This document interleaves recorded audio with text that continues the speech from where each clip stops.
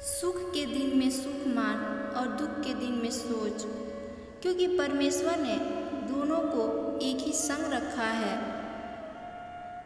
अंधेरी रात में एक व्यक्ति नदी में कूदकर आत्महत्या करने का विचार कर रहा था।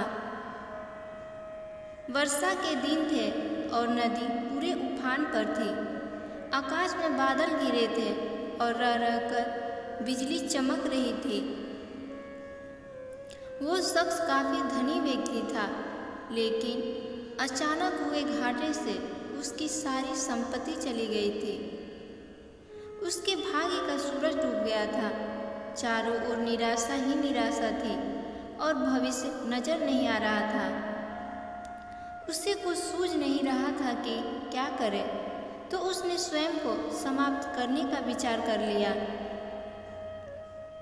और नदी में कूदने के लिए जैसे ही चट्टान के छोर पर खड़ा होकर वह अंतिम बार परमेश्वर पिता का स्मरण करने लगा। तभी दो बुजुर्ग परंतु मजबूत बाहों ने उसे रोक लिया। बिजली की चमक में उसने देखा कि एक वृद्ध परमेश्वर के भक्त संत उसे पकड़े हुए हैं। उस वृद्ध ने उससे निराशा का कारण पूछा और किनारे लाकर उसकी सारी कथा सुनी। फिर हंसकर बोला, तो तुम ये स्वीकार करते हो कि पहले तुम सुखी थे? सेठ बोला, हाँ, मेरे भाग्य का सूर्य पूरे प्रकाश में चमक रहा था। सब ओर मान सम्मान और संपदा थी।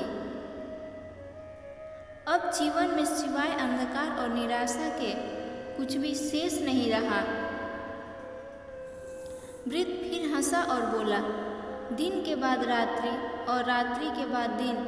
जब दिन नहीं टिकता तो रात्रि भी कैसे टिकेगी? परिवर्तन प्रकृति का नियम है। ठीक से सुनो और समझ लो। जब तुम्हारे अच्छे दिन हमेशा के लिए नहीं रहे तो बुरे दिन भी नहीं रहेंगे। जो इस सत्य को जान लेता है वो सुख में सुखी नहीं होता और दुख में दुखी नहीं होता। सुख और दुख को जो समझ ले, समझ लो कि उसने स्वयं को जान लिया। सुख दुख तो आते जाते रहते हैं, यही प्रकृति की गति है।